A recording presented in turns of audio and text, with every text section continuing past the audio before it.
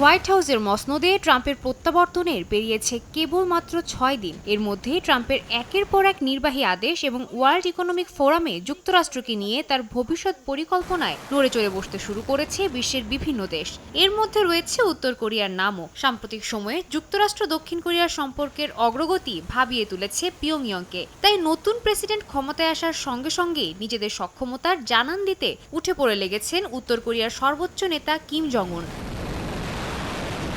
এরই ধারাবাহিকতায় স্থানীয় সময় রোববার চলতি বছর তৃতীয়বারের মতো সামরিক মহড়ার আয়োজন করে উত্তর কোরিয়া। এবারের মহড়ায় দেশটির সামরিক খাতের নতুন সংযোজন ক্রুজ ক্ষেপণাস্ত্র ব্যবস্থার পরীক্ষা চালান তারা। দেশটির রাষ্ট্রীয় গণমাধ্যম KCNA জানায়, যুক্তরাষ্ট্র দক্ষিণ কোরিয়ার সামরিক মহড়ারই তীব্র জবাব এটি। এতে উত্তর কোরিয়া কৌশলগত ক্ষেপণাস্ত্র ব্যবহার করেছে বলেও জানানো হয়, যেখানে কৌশলগত বলতে পারমাণবিক ক্ষেপণাস্ত্র বোঝানো হয়েছে বলে ধারণা করছে বেশ কিছু গণমাধ্যম। এমনকি ভবিষ্যতে এমন কার্যক্রম আরও দেখা যেতে পারে বলে ধারণা করছে অনেকেই।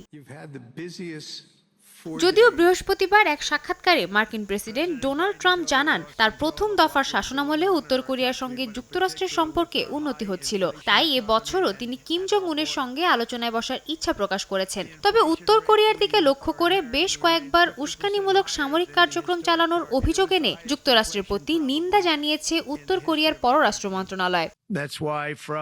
সাদিয়া তাসনিম, সময় সংবাদ।